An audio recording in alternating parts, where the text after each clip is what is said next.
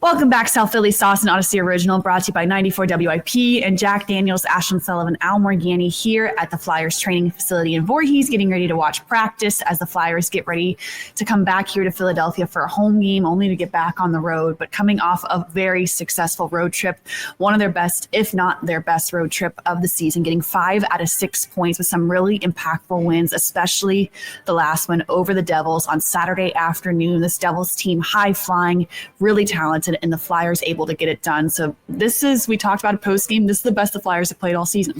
It's kind of a shame it's in the shadow of the Eagles. Right? What's going on with them?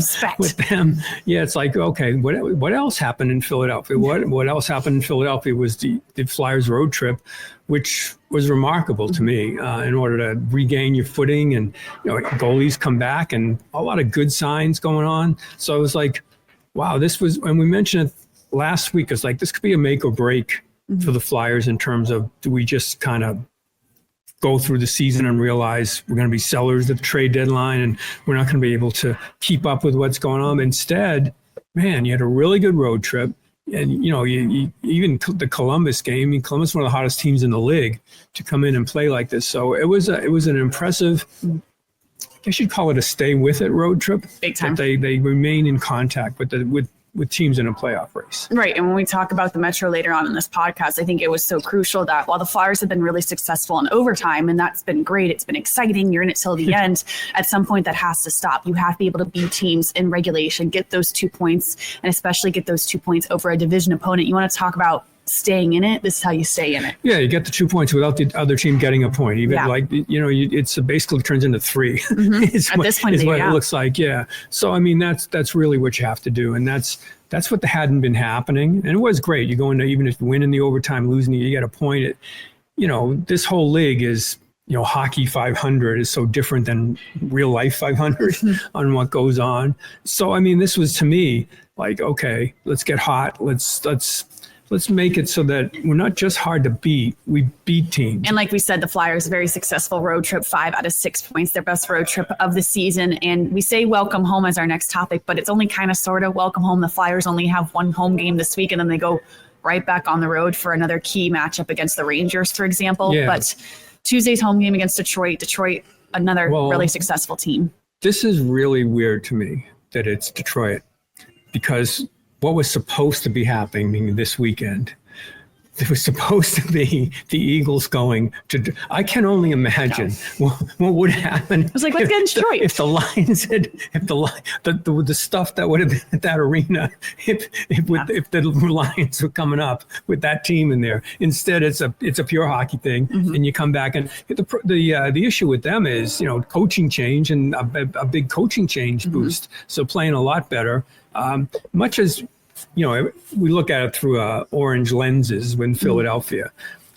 You have to look at it from everybody else that you're playing. It's just as important to them. Like, this is supposed to be a breakthrough year for the Red Wings, for the Senators, God forbid, for the Sabres, and even Montreal. So much as you're looking at it like, oh, Flyers look like they got things in order, you got a team coming in that's even more desperate than you are. Right. I think especially with Detroit, I think Detroit is what the Flyers want to be maybe in a year or 2 years. Is they've been in this rebuild. They've been saying, oh, we're going to take the next step for years now, and we really haven't seen them take the next step. Yeah, and Detroit last year, I mean, don't forget, it was the Flyers that kind of did them in. Yeah. I mean, at the end, and they really, their rebuild is more frustrating than the Flyers.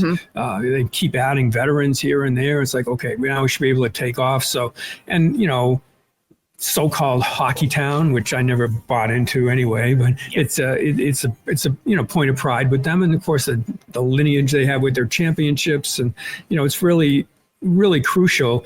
Maybe even more crucial now that the football team's done way earlier than they thought. That was shocking. This team picks it up. Yeah, especially you want some good vibes in Detroit, not for a Flyers fan, but Detroit as a whole. And I think Detroit's a great example of what the Flyers are trying to caution fans against, and really this whole organization, is not to add free agents at the incorrect time. It always sounds great to go get the home run hitter, to bring him in, spend all this money. It all sounds cool and flashy. If you do it at the incorrect time when the team isn't ready, you're frankly putting yourself back. You're just wasting wasting money when it's very clear in Detroit things aren't clicking with all these high-profile free agents. They got the coach now, so we'll see what happens. But, I mean, and I wonder how long do you wait in Philly? I mean, there's a point where you're just like, let's go. Let's do it. Yeah. Let's go. I think it's next year. Yeah. I'm thinking it might be this year if they hang into this thing. It's like, hey, why not? Let's see what we got here. I guess the question you have to ask yourself is that Danny Briere keeps talking like, and Jonesy, both from like, we want to be in it for a long time, like not just make the playoffs one year and then fade away. But there's a point where it's so valuable to make the playoffs. Yeah. It just energizes the fan base. So if you're on that business side where you got to sell tickets, I mean, let's face it, people buy season tickets for playoffs, right? Yeah, you do. I do.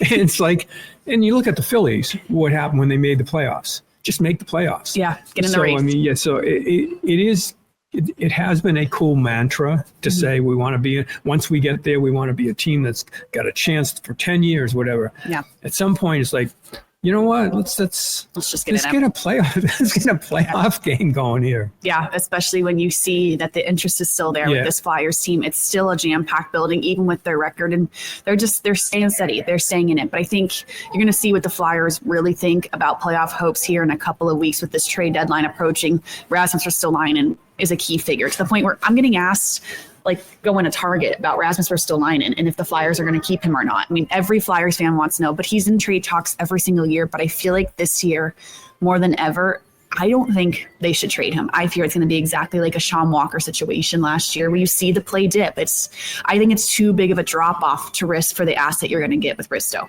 Yeah, I go to Target. They ask me if I know where the hardware stuff is. I don't know. Oh, he works there. Yeah. So there's a difference there. I just don't think that's true. But anyways. So yeah, it's like, well, Risto, he got the player award, I guess you would call it, the last game. Yeah, the belt. Yeah, because he was just so good, and he's been so good for so long. He's a real physical player, and he's learned to play within a system. I think Torts has been really good for him. I was of the opinion, like most people, that he made a lot of money and maybe he'd be a good trade deadline. Didn't live up to it. That kind of shot. And, you're looking at a physical defenseman. Man, he'd be a huge ad for teams trying to win a Stanley Cup to have that. And I'm like, I don't think I'd do it anymore. I don't think so. I just think their defenseman is so hard to find. And you have the real strength here in this rebuild, to me, is the group strength of guys that play together really well as a team. And I don't know, you want to start pulling that apart with him. He's as low maintenance as you get. Yeah. Happy to be here. Cover him forever is like, I don't even know, 10 words maybe, if that. Just shows up in place. Just, hey, how you doing? Good. Yep. Okay. Wind him up, send him out, and have whatever. Yeah. He's going to play. No issues. Injury thing a little bit. So I think you have to think of Risto in terms of this whole rebuild of what you have. You got to have to sign York. I still don't know about Drysdale, what's going on, but to have that physical element. And a very in control player now. Doesn't go gallivanting outside of where he should be like he used to.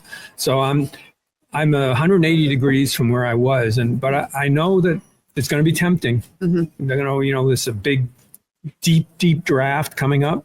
If there's a young centerman that they think they can maybe get out of this, but they got money coming off the books in the next couple of years, and I suppose they have to look in the crystal ball and say, what's Risto going to be like in 2 years? That's true. Yeah.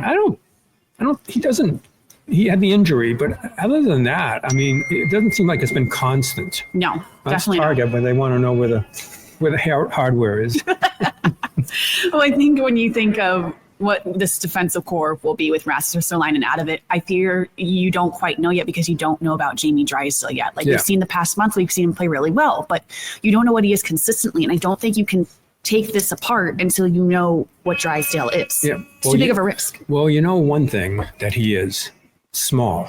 Yeah. and if they go in another direction with Andre, with a defenseman they're going to bring up, that's also smallish. Yeah.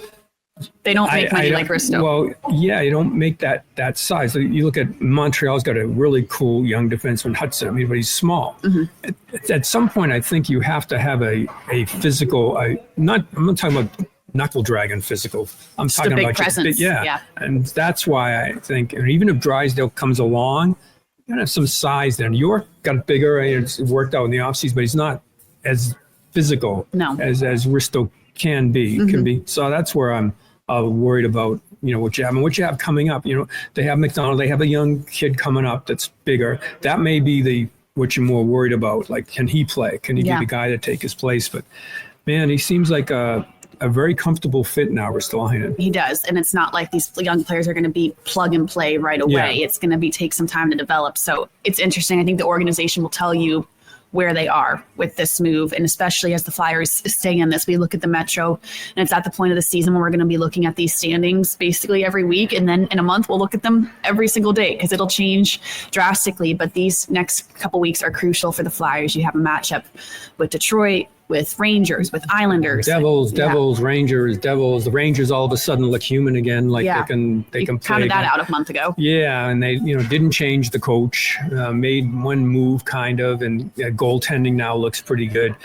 The Devils, even though the Flyers beat them, that's a really good side. That's a really good team. Yeah, you won't. You're not going to see that if those teams are jockeying for position. Look at the teams that they've run up against. Florida, Stanley Cup champion, just played terrific comeback. Right there in it with Toronto. They're right there. And now you get into this grind with the Metro, and that can be taxing. Then you see, especially when the games are close together, it's really, really emotional in the way those games play out. Yes, and the Four Nations tournament coming up, so these games are jam-packed in a very tight schedule, which is a good and bad thing. You get a great break here in a couple of weeks, but it definitely makes the schedule even more crucial going into it.